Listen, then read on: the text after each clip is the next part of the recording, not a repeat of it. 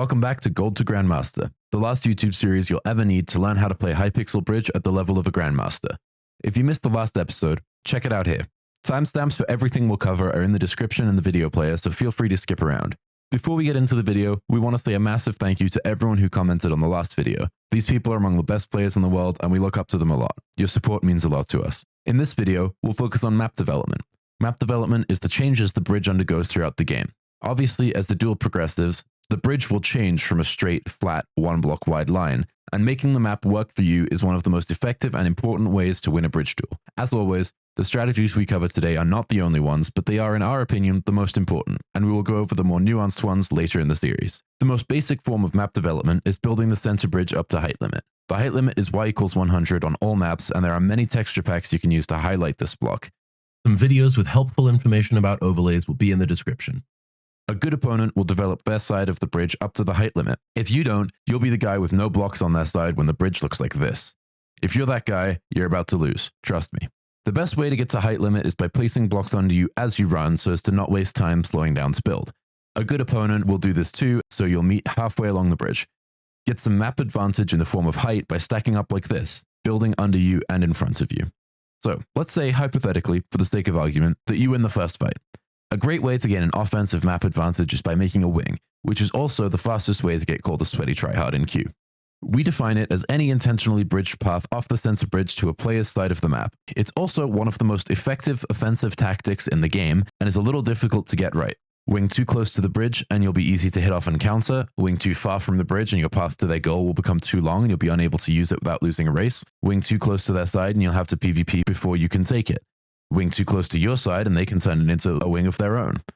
How wide you should make your wings is situational and map dependent, so practice to get a feel for it.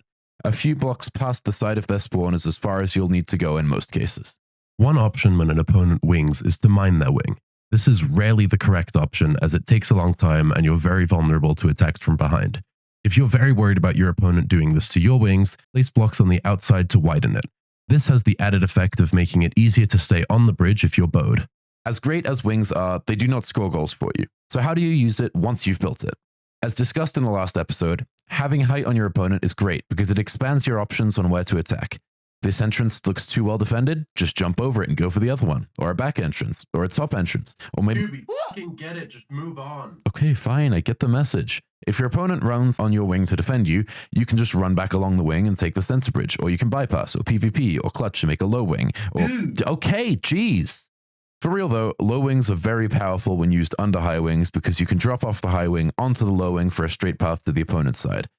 Note, high wings are used more, so they're referred to as wings for short. If you need to specify that you're talking about a low wing, say low wing. How do you defend if your opponent wings? Introducing the counter wing. Unless your opponent's wing is so far out that they can never use it or so close that you can jump to it, you're going to need to get onto that wing as fast as possible to defend. Counter wings will often turn into a platform as the defender solidifies their counter wing towards the center. Once a platform forms, the defender must be especially careful of what's under it, as there is now a barrier between you and whatever bypasses or low wings may be below, making defense much tougher. It's always a good idea to have some way to drop down there to defend and patch their bypasses. On that note, let's talk about bypasses. We'll have an episode later dedicated to bypassing, so for now, we're going to cover more basic tools to bypass and defend bypassing. We've already covered the wall run, but how do you defend against that? Well, it turns out it's pretty simple. If the opponent is actively wall running and you don't win the race, you've got to defend them. A bow shot to start is always helpful, and you can drop down and hit them off the bridge. If they place blocks above themselves, or you don't trust your aim to hit a moving target, place blocks in front of where they're wall running, then smack them off when they run into them. If they place blocks over themselves to block you off, then mine through the bridge to bypass on the other side. Your options depend on where you are. If you've already dropped and are now standing in their head hit watching them run off with your ankles, void, try to hit them through their own hole, and pray you get to your goal room before them. If you're on the same platform as them, hit them out the other side of the bridge through the hole they just dug. Do not, in any situation, get on the wall run behind them and start clicking them unless the way forward is already blocked off. In solos, you're handing them a goal, and in teams, you're inevitably making your teammates mad at you for boosting the opponent directly towards your goal. If they jump around the block you place on the next rush, place more. And if they keep doing it, they're officially good enough to not be covered in this video. It isn't unbeatable, it just requires much more explanation than we have time for here. If you want to know the offensive side of everything we just talked about, do the thing we told you how to counter. Place some blocks above you to catch them if they drop, mine through to the other side, whatever you want. Taking a break from first fight map development, this is a hippo, and making this is the second fastest way to get called a sweaty tryhard in queue, and it's also called the hippo. It's the simplest defensive map development there is. Don't want your opponent to go somewhere? Put a wall there. The concept of the hippo actually goes all the way back to ancient times when Emperor Qin Shi Huang decided that he didn't want the Mongols to... I can't fucking say this. Some maps are easy to hippo, and other maps are really time-consuming to hippo. But we'll cover this more in map-specific guides. However, what we will cover now is how hippoing should be done in a game. In a 1v1, if you choose to hippo at the very beginning of the game, your opponent can do one of three things. Also hippo, defensive map advantage, run for your goal, no map advantage and stupid, or wing, offensive map advantage. In a 2v2, both teams should have one person hippo while the other person rushes to gain pressure and an offensive map advantage. What's pressure? Well, you know how map advantage is how well your blocks are placed around the map? Pressure is how well the players are placed around the map. If you and your teammate won the first fight and are on your opponent's side making moves towards the goal, you have good pressure. If you and your teammate are each one fight away from scoring a goal, you have great pressure. If the enemy is in your goal room, you do not have pressure. Back to the 1v1 example. If your opponent also hippos, you will finish your hippos and meet halfway across the bridge for your first fight. Equal map, now win your fight. If your opponent just runs for your goal, you can defend them easily, then keep hippoing. They wasted time and you earned a defensive map advantage. However, if they wing while you're hippoing and you can't bow them off, they gain a massive offensive map advantage and pressure while you only have an adequate defensive map advantage and no pressure. This is bad. To make sure you don't end up like this guy, check what your opponent is doing after a few blocks of your hippo. If they're hippoing, keep going. If they're rushing you, you have a few seconds to defend before they can score, and if they're winging, bow them and counter wing immediately. Practice hippoing. The faster you can place a good hippo, the faster you can get an offensive map advantage. Click fast and aim well. If your hippo has holes, it's almost as bad as not having a hippo at all. We like to call bad hippos other semi-aquatic mammals. This one's a crocodile, this one's a platypus, and this one's Perry the platypus? A higher level tactic is making a gradual hippo throughout the game instead of a hippo at the start. Every time you respawn, place a few more blocks. This works great on maps like Galaxy, where you run straight over the hippo every time you spawn, and less well on maps like Sorcery and Boo, where you would have to turn around every time. You can also intelligently hippo at other times during the game. Is your opponent bypassing? Do you have nothing to do while you wait for them to build back up? Introducing Hippoing.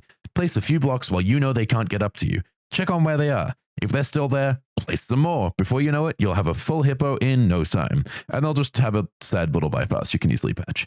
Note, good hippos are at least 2 blocks wide at all points and have a band of blocks around the base to prevent easy block-ins. Finally, a few miscellaneous and more map-specific tips. The only 2 maps worth spending time making bypass blockers for are Dojo and Aquatica, where you can place these as part of your hippoing process or just at the beginning of a casual game instead of full hippoing. They're extremely effective at preventing one of the most painful strategies for new players to defend against, the wall run into these low entrances. Otherwise, on maps like Cheesy and the map that shall not be named, where breaking under the hippo is effective, placing smaller bypass blockers as you jump or fall off the bridge is helpful to hinder attacking players. Just a note, practice makes improvement better than any theory knowledge can, so as much as these videos may be helpful, the only way to actually get good at the bridge is by playing it. On the note of improving, a great place to do that is the Bridge Scrims Discord server. In Bridge Scrims, you privately duel other players. They're scrimmages. Matches don't affect your Hypixel stats, but they do teach you a lot of strategy. Good players can earn vouchers from top players to be promoted to Prime. Good Primes can be promoted to Private, and only the best Privates can be promoted to Premium. There are about 250 Primes, 90 Privates, and 40 Premiums in the world. You don't need to play Bridge Scrims to get good, but the best way to improve is to play the best people, so it'll teach you a lot. A side note, it is sometimes very toxic. Let's review. Today we learned about map development. We talked about high and low wings and how to use those on offense. We talked about hippos and how to use those on defense. We talked about more PvP inclined players platforming the top block of the bridge to force more fights. And we talked a little bit about bypassing and how to defend it. Next episode, we'll talk about spawn block maps. So stay tuned. These videos take us ages to make, so please hit that like button, subscribe button, all of that stuff. See you in the next one. That like you would want to use. Good. That's fine. Good.